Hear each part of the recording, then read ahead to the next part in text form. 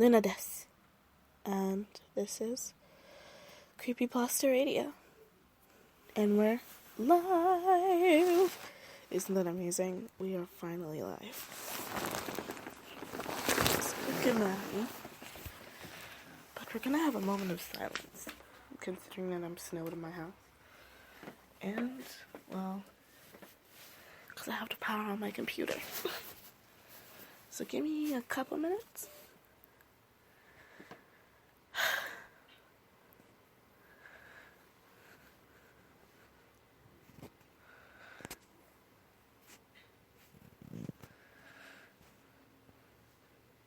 And here's what's gonna happen.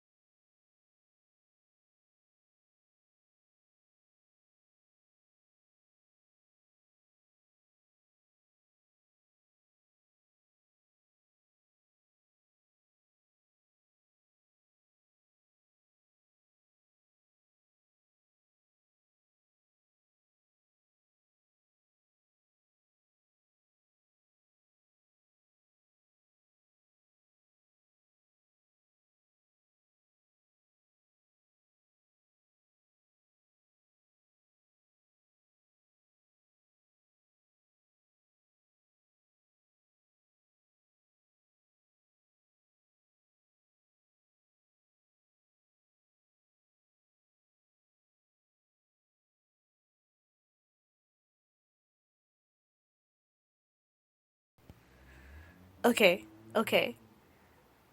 I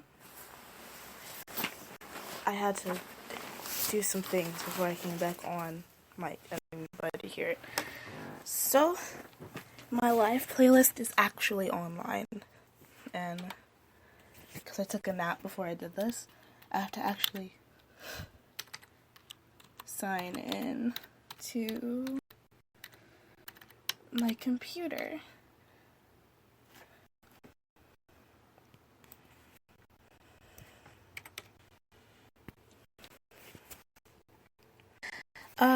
David, could you hear me now?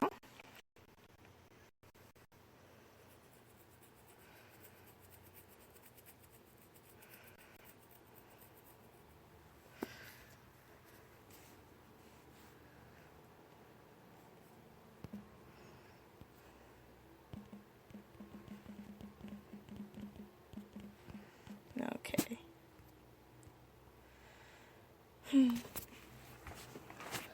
Oh my god, my mouse.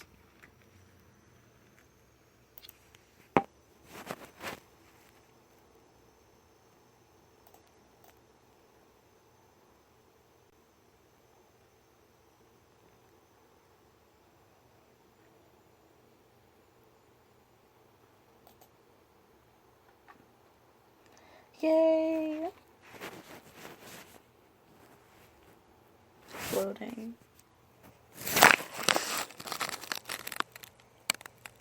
Loading.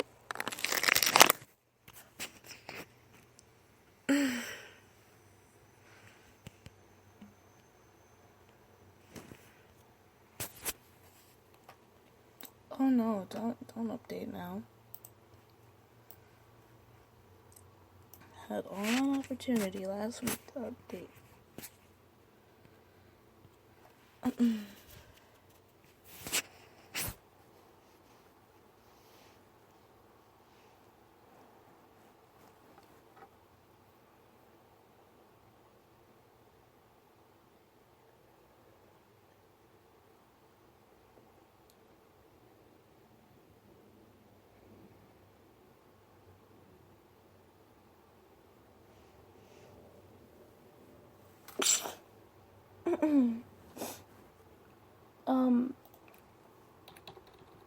My first creepypasta is going to be called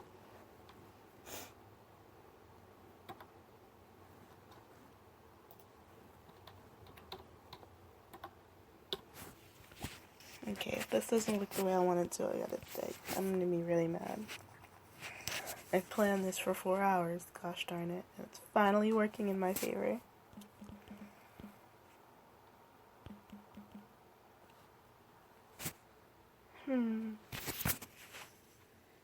Let's see what I got.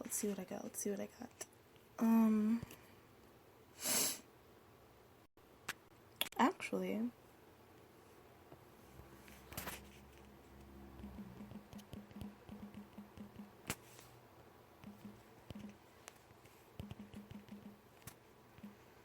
this one is a request from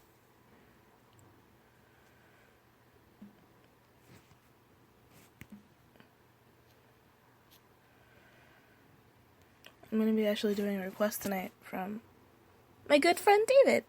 So, I hope you guys like this one I have actually coming up now. It's called 3.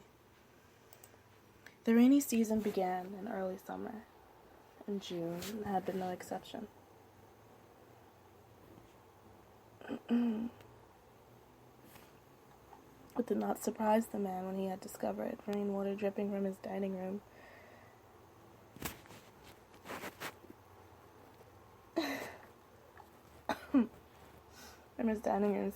Ceiling. Sugaring off, he placed a tall pot beneath the leak and expected to stop on its own. However, it continued the rain. And before he knew it, and now my mouse isn't working. Okay.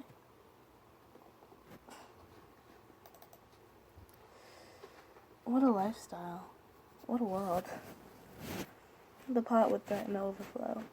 He had to dump the water out first thing in the morning and straight after he returned home from work. Eventually, he began to notice the water damage at the source of the leak. The white ceiling had discolored, turning a dull shade of brown. He checked the weather and realized it would continue to rain sporadically. Over the next 10 days, the man was worried about the ceiling mildewing and becoming an expensive repair, so he called the local handyman. Unfortunately, the man could not sign to have the repairs done. Only his landlord could. It was a frustrating policy. The man called his landlord but could not reach him. He left him a few voicemails, detailing how the damage was becoming progressively worse. The man was clueless as to why his landlord would not return his calls. They usually kept in touch, speaking at least twice a month. Finally, he reasoned that he would not be held accountable for any damages sustained. One night, the man was startled awake by a massive thump. He quickly turned on his bedside lamp, and just vaguely, he could see an overturned table and a large shape laying across it. He sprinted out of his apartment and called the police, gagging at the smell. The man sat in the police station with a blanket wrapped around his shoulders and a coffee mug resting in his hands. He did know one thing. There had been a dead body in his ceiling, and the water had saturated it so badly that it caved under the weight. So far, the body was unidentifiable due to the rainwater, and was being autopsied. While the man waited, he called his landlord and finally reached him, panicking as he explained the situation. His landlord was just as alarmed, and the man pleaded for him to come to the station while he made a statement. The man paused as the detective crossed over to him, and he lowered his phone, wondering if the body had been identified. His blood ran immediately cold, and he shook his head with terror. The body belonged to Richard Thompson, his landlord, and he had died over a year ago. That's not what disturbed him the most. If his landlord was dead, then who was pretending to be him?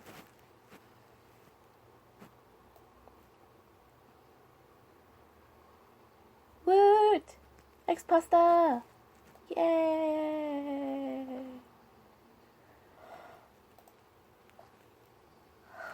And it's called, in broad sense, there's something wrong with me. I can't hide from it anymore. I fear my family suspects that something is not quite right with me. They reach out to me, but I pull away. If they came too close, they would know I'm different and I am dirty. Once, only my mother's voice mattered. It is strong, soft, and pleasant. She tells me everything I need to know, and I follow her instructions without question. She rewards me with her singing, which none can match in tone and beauty. It was only once, a brief distraction by another sound. I chose not to listen to her. For one brief moment, I listened to another song, and that was all it took. I can still hear her voice, but now there is another voice. A malicious voice from within my head. I cry out for help, but it restrains my speech. It forces me away from the sight of others. My mother completely unaware of my absence. I struggle against the will that overpowers me and manipulates my lips, one leg in front of the other. It marches me out into the forest beyond the safety of my home. It grants no rest or reprieve. It is not long before I can no longer hear my mother's voice. I rebel against its control, and it answers my struggles by making it clear. It is much more than just a voice in my head. I can now feel it moving in my head. The pain in my head is causing flashes of light to explode in front of my eyes as I shuffle onwards. It holds my body in an unfamiliar place deep within the forest. An invisible hand grabs my head. It pries my mouth open to an unnatural width. With insidious intent, it clamps my mandibles down on the stem of a leaf. It is an eternal grip of death that will never be broken. I feel it severing the muscles in my 6 extremities, making them useless and immobile.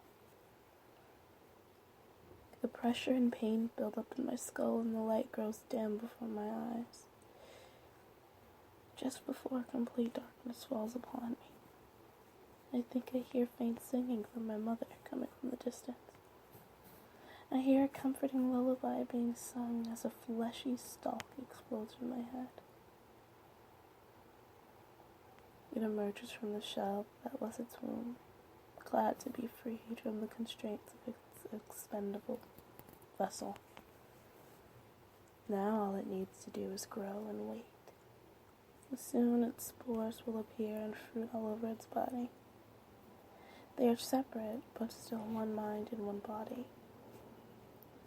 The spores will soon be released and travel on the currents of the air and across the lands, listening for the voice of another royal mother.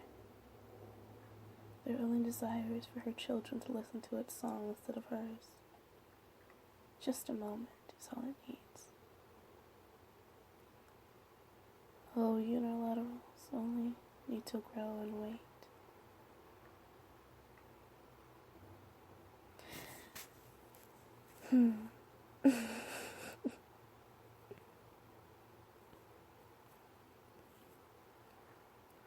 This next one is going to be called Party Crashing. Halloween is by far my favorite time of the year. The one wonderful day where walking around with a mask on is socially acceptable. Masks hold quite a unique place in society.